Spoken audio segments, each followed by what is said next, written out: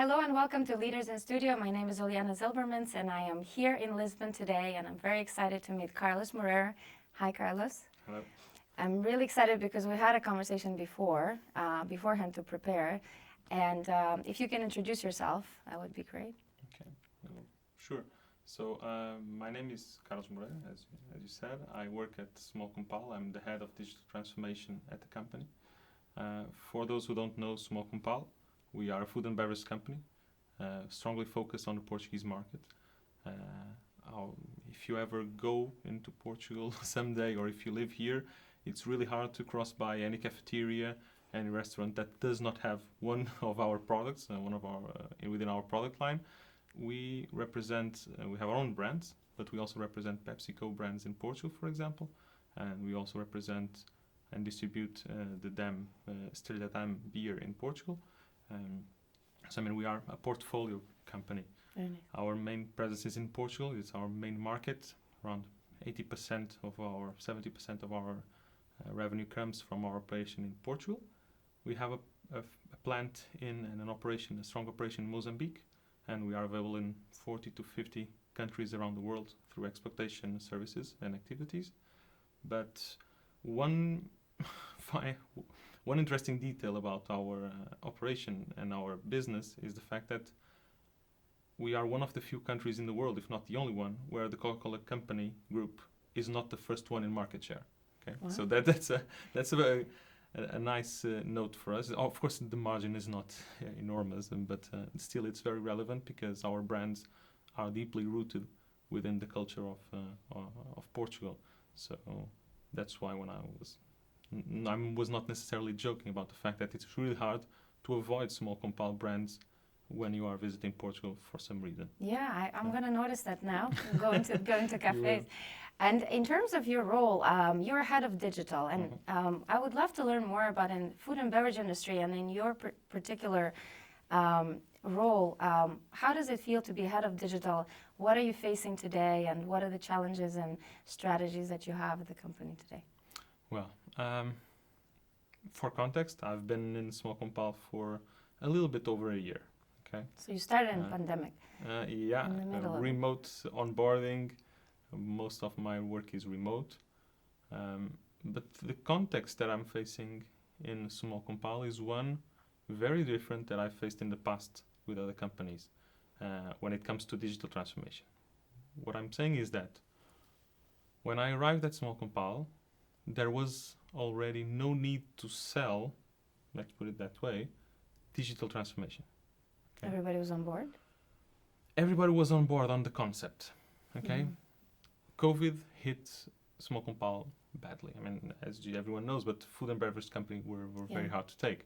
And the HoReCa channel, so hotels, restaurants and cafes, make up a good chunk of our business, and most of them were empty for many months. So that was a really hard moment for SUMOL+COMPAL. So the fact is that suddenly the business changed. Suddenly everyone was working at home. Microsoft Teams, which was nothing to be used before 2020, was now a reality. And suddenly all the processes were need to be reviewed or revamped completely because the world changed from day to night. Okay? So my role here at SUMOL+COMPAL is now one of understanding how we can prepare SUMOL+COMPAL for a significant growth in the future. We are, in fact, dividing our work in the digital transformation in two big parts. So one part's about digitalization, meaning that we are looking into our internal operations and understanding, are we ready for the future? Are we future-proof when it comes to our own operations internally? Can we leverage significant growth with the current operations and systems and procedures and processes that we have right now? And what's the role of the technology that is abundant nowadays in helping us change or improve those processes? And that's the main part of my work nowadays. Strategically, we decided to make this a priority, as the second part of our work comes from the transformation of our own business. exploring new business models, going a little bit deeper into corporate innovation and exploring new opportunities and boundaries way beyond our traditional business as usual, but that will still manage to add value and respect our mission, our purpose, and our values as a company. Okay, so the thing is prioritizing foundations, good systems, good operations, good processes, so that we can further down the road leverage on those to build actually, the partnerships and the new business models that will ensure significant growth. Okay, so this is really a strategic priority on looking inside for then after that to start looking outside. No, absolutely. And I think what I wanted to ask you more in the most exciting project, because you have so many areas that you cover, but can we talk more about the most exciting project that you happen to work on, and what would be the exciting part about it? Well, there is actually one which I'm very, very proud, because for the first 6 months, I was strongly focused on understanding what was needed to work on in the company. And how I ensured I did that was by creating simple workshops that we performed for each department, where our directors would sit silent, just observing, and then would get the top tier managers and some of their teams to work with us and understand what were the priorities or things that wouldn't need to change, and how could systems improve their lives in their department. Okay, so from here we were able to collaboratively collect 700 pain points that we then consolidated, organized, and came up with a priority list for the top things that we needed to work in the company as a whole. So it was really about connecting the dots between all the departments. And something that I didn't mention before, and when I was introducing SUMOL+COMPAL, is that we cover the whole value chain. So we go from agriculture to delivering ourselves the last mile to our clients. We are mainly a B2B company, but we do really we control the whole value chain. Well, at least the part that we can interact with. And this means that all the departments had pain points that if you look at them individually, you would believe that to be a single pain point. But when you are connecting the whole set of dots, you understand that sometimes this is just a way that you are looking into a problem. So just a face of the problem, and the problem itself has the multiple faces. Okay, so they were in fact many times symptoms of the underlying problems within the company. And one of them that originated this project that I'm actually very proud of is a very simple thing. It's called project management. Okay, it's very simple, yet you will find in many companies around the world that project management is something that everyone does. Not everyone is trained for. Not everyone has tools, the right tools available for them. And you see lots of Excel sheets with roadmaps being printed onto cells, lots of Word documents to summarize notes from meetings or from those on emails going back and forth. And then suddenly you see the whole company looking into this and say, well, we are missing workflows and the ability to create workflows, for our own task and easily. We are having a hard time managing projects and knowing who starts and does what and when, and having notifications about how we can work around this. So what we've made is that we selected the most difficult workflow inside the company, which is the one that ensures the innovation or the creation of new projects, new products inside the company. And we decided, okay, so if we don't have digital workflows, we're going to pick the largest one, the most problemsome one. So if you want to show the company that this is really a priority for the company, then we are taking the big ones and trying to make it happen. Okay. What happened is that to work on that, we brought a tool, okay? And that tool is, well, a common project management tool, collaborative one. If you go online, you can search it. It's one of the top 2, 3. It's just not make publicity about it. But what happened is that we brought the tool for this specific project, for this specific workflow. But everyone knows, I mean, if you're bringing one of these tools, they have like the minimum set is like 50 seats, 50 licenses. And suddenly we only needed 20. And we're working on 20, but the other 30, I managed to give them around to specific individuals, which I knew were going to pick on it. Because you knew that there's a pain. There was a pain for that, so I knew who I had to talk to and to get it done. And suddenly, we were topping the 50 licenses, and there were like, I don't know, around 60 people, and the company was knocking at my door saying, "Oh, your licenses are going way above what you were expected." So I went to my director and to our executive committee and said, "Well, we are working on this project here, and we're doing great, but in fact, people are using this. Maybe we could, right? Without training and without any kind of training, they learned for themselves." So suddenly we grew to 200 licenses, and more recently we grew to 400 licenses. Yeah. And this was something that I'm still working in the first project. And this is clearly something that we went top bottom with saying that we want to target this project right here and doing it the right way and structuring it, understanding that. But suddenly the company from bottom up said, I need this and I'm going to use this. And unless you stop me, I'm going to push this forward.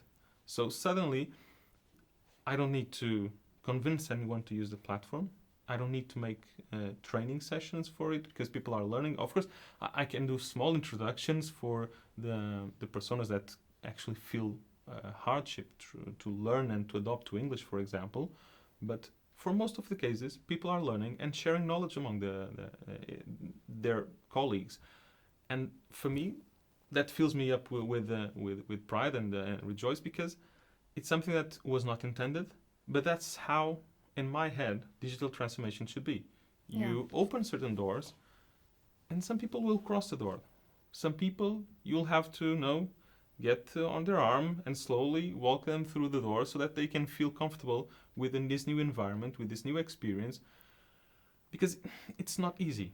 So digital transformation is not about technology. Fair, I agree with that. But technology is a big part of it because it's unlocking new ways of working, new ways of collaborating, and that change is something that we need to realize that people will make it at their own pace. Mm-hmm. So you have to be sure that you are not just making single projects like, now I'm going to have a new system that makes this, and that, a new interface for our customers or for our colleagues and so on. No, just be sure to leave some doors open so that the ones that are following the trail suddenly look at the door and say, "Oh, this sounds interesting. I could use this for something that wasn't really not intended." And I'm looking into some things that have been built inside this platform, workflows. I was not even aware of them, but I don't need to. I'm not a bottleneck. And digital transformation teams or responsibles, wherever, they should not be bottlenecks for this kind of adoption. So. Yeah. That's the project. I mean, it's not finished. It's a work in progress. The project itself, it's still ongoing and it's a hard one, but there is clearly a lot of gain already, not necessarily from that project. So to be honest with you, I've never seen the digital transformation come from this aspect, because you always pushing technology on into people, and people resist, and they have their own ways of doing it, and they go around not just to avoid it. But what you did completely different with workshops, with things that actually they don't even see the pain points sometimes. They're so comfortable with Excel sheets and with things that they're the narrow way and narrow view. But then when you actually show them in a very open-minded way, not pressing and pushing on them, they want to try. Which is so rare actually to see in a management where you actually bring the people, not in an intense way, but in an open-minded way, like you said. I haven't really experienced this before, so thanks for sharing. I'm happy to share because honestly, what I feel is that if you need to push people into technology, because I was actually talking about one of the things that we need to do in terms of planning yesterday with some consultants. And planning in an industrial company has lots of facets. So you can start from demand planning for production planning, logistics planning, provisioning planning, and so on. But suddenly, you have lots of process and lots of different people in each of those departments that then they see their own silo. And there is a lack of understanding of knowledge sharing from the across silo, cross department entity. But when you look at technologies, planning technologies, they are strongly focused on making something end-to-end for everyone. And then suddenly you look at it, it's like, okay, we're going to need to change processes. People want to change. But how will we ensure that this change to a new system will not bring all the legacy that was developed in the past 20 years? Because people are always talking about, for example, Carlos, can we have, some way of creating this document that we have in paper, but now creating it automatically in PDF? And the goal is like, no. PDF is just a digital version of a paper. So we don't want a PDF. First thing, so just drop it. We want to be able to search content. So we need a wiki. And a wiki is a totally different thing from a PDF. But the conscience, the acknowledgement that technology brings new possibilities of changing what you're doing right now to the future, that this is something that we need to democratize the acknowledgement and the knowledge itself of the possibilities around technology. Because I cannot have my planning teams from the different departments thinking about the processes to be, the new ones, without understanding what the current technology, what the top tiers in planning systems are able to do. Yeah. Because either they are going to be shooting to the moon and saying like, well, I want to travel, so I rather go, just in a flash, and I want to blink and be there where I want. But it's not possible. No? You cannot just do that. It's physically not possible today. So they can easily go from assuming that technology can do things and jump directly into Mars, or they can not recognize the possibilities and end up with something very short as requirements for this new system. Yeah. Okay. So one of the techniques I'm using is showcasing technology in specific areas, and just showcasing and literally asking our potential partners not to make a proposal, not to create a roadmap. But just talk about the technology itself. But just present your product vision. Yeah. Just that. Just tell us what you're thinking about, what your concerns about the environment, the industry, and how are you facing or seeing the challenges in planning, for example, for the next years. What should we be concerned about? Yeah. And then suddenly I'm shifting their heads because they will be the ones to have to make a decision. I'm not going to make a decision regarding which is the best planning tool for SUMOL+COMPAL. I will not be the one. I don't want to be the one. But I want them to be empowered with the knowledge about technology and make that decision based on the right topics and the right axes for analysis. So you're basically creating a platform for a big knowledge base where everybody can share, and then you, based on that, you can make decisions. And I think that's very smart. And speaking of creativity, I know that we talked a little bit about creative thinking and design thinking in the digital transformation, and it's a very exciting topic because, again, it's something that people don't think about. So I wanted to ask you, how do you implement creative thinking and design thinking into this process? Because it's people just don't put them together. Yeah. So the answer might surprise you, but I bring it to SUMOL+COMPAL and I use it, but I don't say anything about it. I don't call it by the name. Yes, because it scares you, right? It's because words have power, have strong power. Right? And if the tenure in SUMOL+COMPAL is 22 years, if I come over as a newcomer, Wow, 22 years. 22 years, yeah. Wow. Let us sink in. Yeah, it's sinking in. Yeah, I mean, we have people. We have some colleagues in the plants that it's the third generation in the family working at our plants, and so that's that's the thing.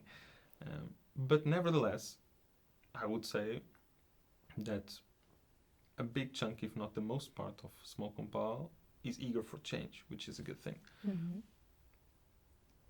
The problem is changing itself. Okay, so when you might be looking after or forward to it, but when it hits you, it's a little bit different.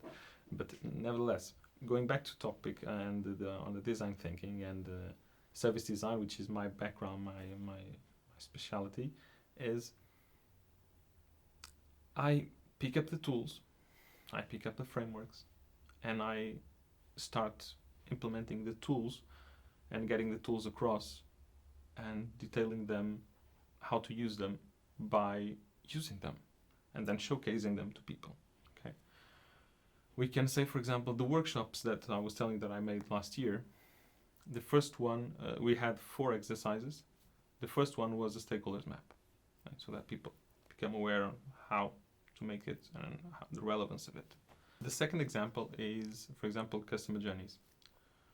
I don't go around and make the perfect template for customer journey, but I ensure that with small exercises, they think about the start of the journey, what is happening with them, and how does the activity start, what they are doing in their activity, how they are being supported during that activity, and what's the output of their activity. So you're translating everything into like real people's lives, I mean, instead of calling it the names that they're going to be scared and. Yeah, because the thing is, it's much more about using the creative process and the design thinking process along the way and using the tools in the right way, not necessarily the right tools itself with the right templates. I mean, if you go around and search online for customer journeys, you'll find dozens, hundreds of different templates, and sometimes people try to find, I've done it in the past, trying to find the best template.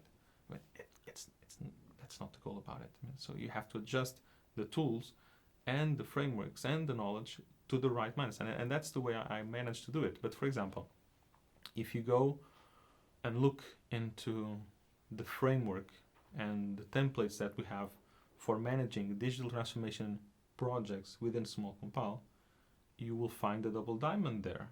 You will find a discovery phase, a value proposition definition phase. You'll find a prototype phase, and you'll find a delivery phase. So, in fact, it's all there. But I don't. There's no need to showcase it around and say, no, okay, it's there, and we are doing it baby steps. For example, 4 or 5 weeks ago, we made a presentation where we were stating, that it was a discovery phase, small presentation for the stakeholders that had been called upon during that phase. And we were doing interviews, and we were observing people doing their jobs, and they were showcasing for us to understand how they were doing things. And we were mapping the pain points, clustering them, and understanding where they were. And so we were making things, and then we were showcasing to them. And suddenly, 1 week after, one of the directors of one that was in that meeting actually told me, well, Carlos, I was thinking about this new project that we have here. It would be interesting to do it a little bit similar, like you guys done it in the past meeting, and the way you've performed those activities and the outputs that you got. I think we could make the same thing here. I noticed that she's not asking for design thinking. She's not asking for service design. She just saw the process, and she got into it. She saw blueprints and saw the journey and saw the stakeholders and the process itself, the systems, the operations. She saw everything, and she understood it clearly. Yeah. Okay, because she saw it in action. Yeah. Okay? And then it's a little bit easier. One of these days, I'll spread the word about that. Well, what we have been doing so far is called, service design thinking, agile, because we are starting to prepare backlogs and prioritize things and make sprints. But step by step. There's no need to, there's a lot of information and knowledge that right now we are pushing down to legacy companies. Yeah. And in fact, SUMOL+COMPAL is a legacy company. It's an incumbent. And acknowledging that with a tenure of 22 years, this company is strongly focused on their business as usual. People are, obliged to deliver what they need to deliver by the end of the month, by the end of the week, by the end of the year. Mm-hmm.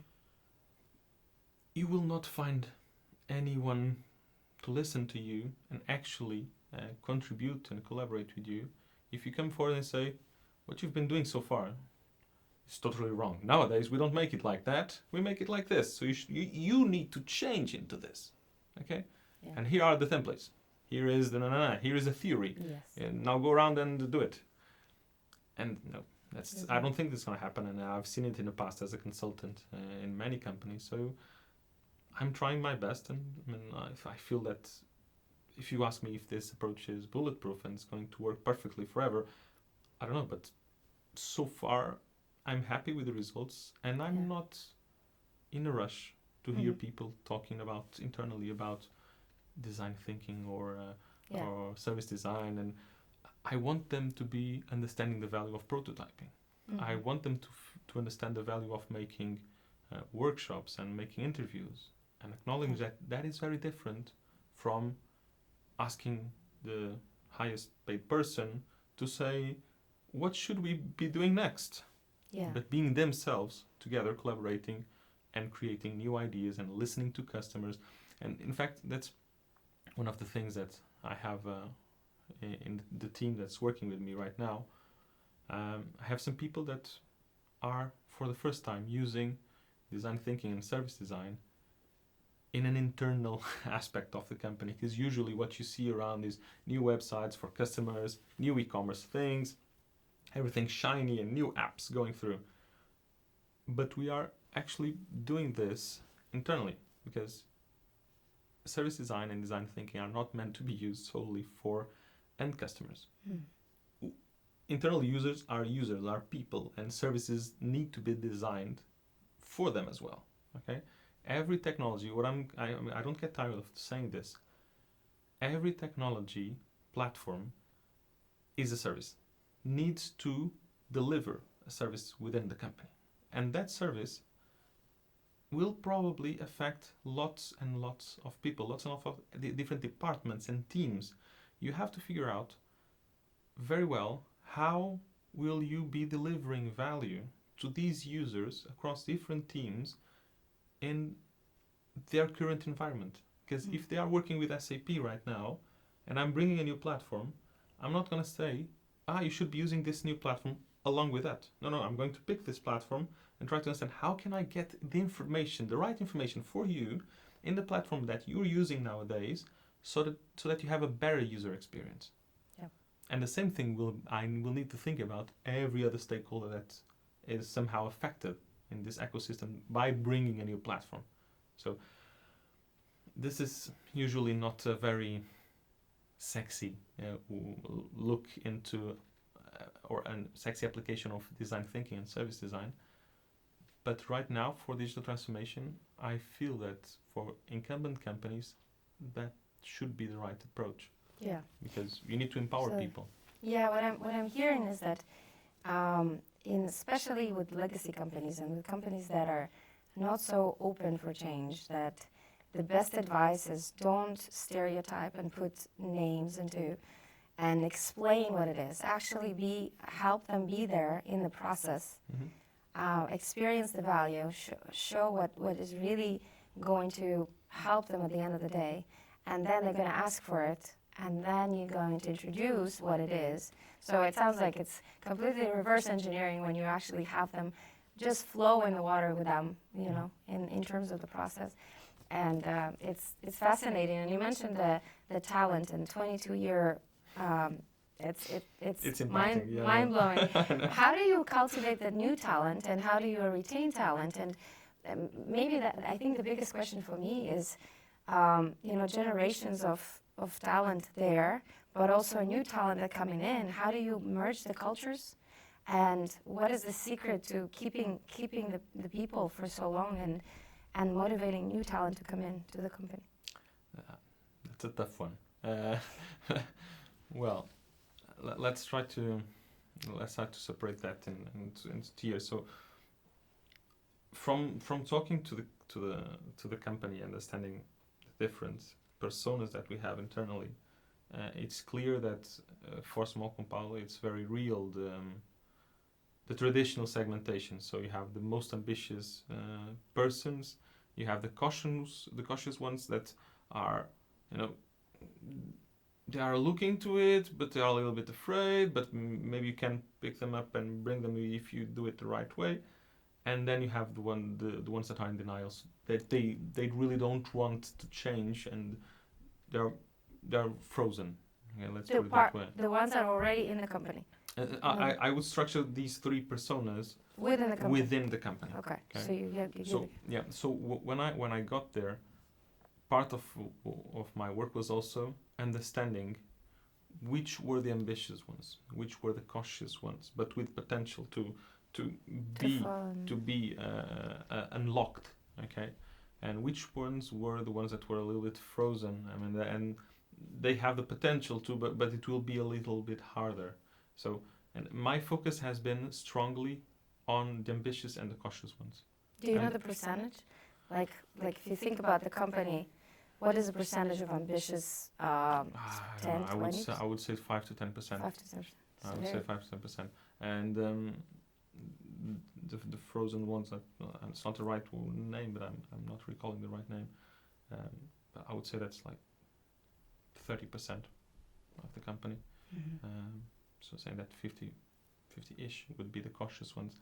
So, and that's the good thing about SUMOL+COMPAL, is that we have some ambitious ones, and that we need to open the right doors, so they can run for themselves and search for. The people will follow them, right? Yeah.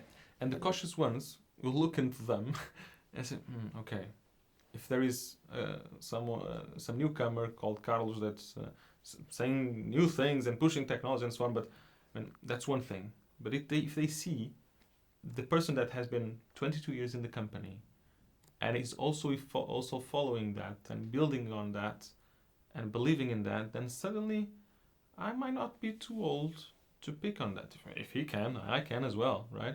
So, and that was something that I made from the very beginning with the workshops that we did for all the departments. We complemented them with workshops in each plant. So we have 4 plants in Portugal, and some other logistics sites spread across the country.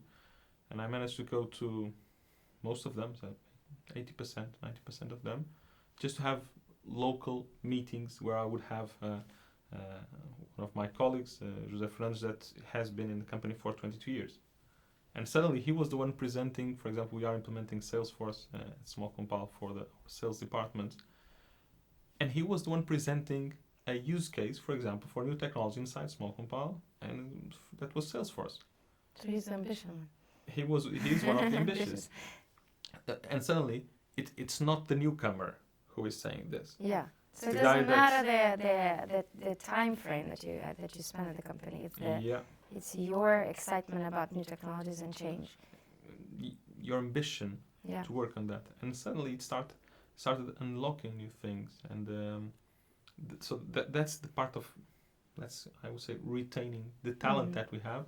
Yeah. Is be sure to pick on these people and open doors for them, let them run, and give them the possibilities. That's why the first things that I tried and we were able to make was bringing new tools, right? Collaborative tools, the project management one, the whiteboards one, and then suddenly people that were remote were able to create new ways of working for the ones that actually knew what they were and were not expecting that a company like SUMOL+COMPAL would bring them. And this is... I see what you're saying. So you're opening doors, and throwing some technologies to check who is the ambitious one to take on that journey. Yeah. So that was my question. How would you identify in the number of people? You just bring the technology, and then you see the people move forward to that. I also asked each department to nominate one ambassador pivot, digital transformation pivot. Somebody who's excited. Some of them are actually that profile, some are not necessarily, but I mean, it's what it is. But I would say that we have there, all of them are either ambitious or cautious, but we're good. And we have a good group that is able to pick upon things that I can work with them and they will spread the message across. Okay. But yeah, that was one of the ways. Yes, the other one was also, even when I was doing the workshops within the company, where I talked to, I don't know, 400 people in 2-3 months. So that also gave me an idea and made me recognizable for those people. Yeah. And they now had a person to talk to. Yeah. And I had a person to say, well, Carlos, don't you think we should have these kind of tool? Yeah. So why not? Let's bring it. Basically, yeah. It sounds like you have a very different style of leadership in terms of leading the transformation from being there with people, giving them access, giving them tools, talking to them, making small workshops, basically elevating them in a way that they have a voice, they can speak. You identify the ambitious people. You also actually bring up the curious people that are kind of would never speak up, but they see and they follow, and it's a very, very interesting way to lead. So thank you for sharing, because I think not a lot of leaders do it this way. And the change, the transformation takes years, not just months. And I know that you mentioned that the tool that you were implementing, that was just picked up, and in a few months everybody started using it without even a training. So in a way that it's a completely different approach that I think nobody uses today. So I hope they will. Hopefully it's a good one. I hope after this interview that everybody will start thinking. Hopefully it's a good one. Honestly, I think we have to be flexible, and some digital tools will need a strong implementation program, process revamping. It will be hard, and there will be need for training for those kinds of tools. But there are some subtle things that may not be prioritized when it comes, because every digital transformation leader is affected by the question. So we have 100 things to do. Which one should we do first? How do you do? Yeah. What's the return on investment on this, and how should we prioritize this and that? And that's another thing. I'm trying to do things that they may not be, at the moment, the highest return on investment for the company. But they should be the ones that unlock the higher return on investment when you come to think and look at 5 years from now. I see. Not for the technology itself, but for the company. Yeah. Because by unlocking this potential on project management and work for people to be able to create workflows on their own, easily, self-service, you will not need to make some workflows that were paining or delaying the company and delaying employees. And this also helps you to retain people. Yeah. You are empowering them. They are on a new journey. Okay. Yeah. The quick wins that help you to get from point A to point B quickly, and everybody else is marching, versus really like a big technology that somewhere you will see ROI, but everybody's so slow getting there that it doesn't enable them to be there. And that also helps on the second part of your question, which is acquiring new talent. So hiring new people. With all the tech companies in the world and startups, it's not necessarily going to an incumbent company and doing this kind of work is not necessarily easy. But the journey and the mission, the purpose within is actually, at least for me, and I've talked to some people, and I'm finding people that find it interesting as well, it's very fulfilling. Because you have people that want to change, you have a company that is looking forward to change, to explore new things, but it's finding it difficult to get there. And it needs your help. Yeah. And if you go to a startup company, most of the time it's all about we need to grow. Yeah, just make whatever you want, but we need to grow. And if we grow, sometimes I'm assuming that the means will justify the ends. I mean, but honestly, what we are doing at Digital Transformation is saying that no, the means no longer justify the ends. You really have to bring structure. You have to bring the right technology, so that you can later on grow and explore your things. Because we have been doing the do it in Portuguese. We have a good expression for this, which is estamos sempre a fazer em cima do joelho, meaning that we are always doing it in the moment, with not the right tools, but on top of our knee in a scrap of paper and doing it, so it's done. But it's not structurally done correctly, and it lives forever. And suddenly, 5 years from now, someone will be using this little sheet of paper because no one bothered to have the time to make this a structural solution. Yes. And then it lives on and lives on and lingers, and suddenly 20 years in, it's like, why are we so slow? We never managed to go from because this. It's so comfortable, right? So yeah. Well, I really enjoyed this conversation. I'm sure our audience too. So thank you so much for coming. Thank you. Thank you, Carlos, and good luck with all the digital transformations and I will all need the it. projects Thank and you. talent. So thank you. Thanks Thank for you. joining us. Thank Bye. you.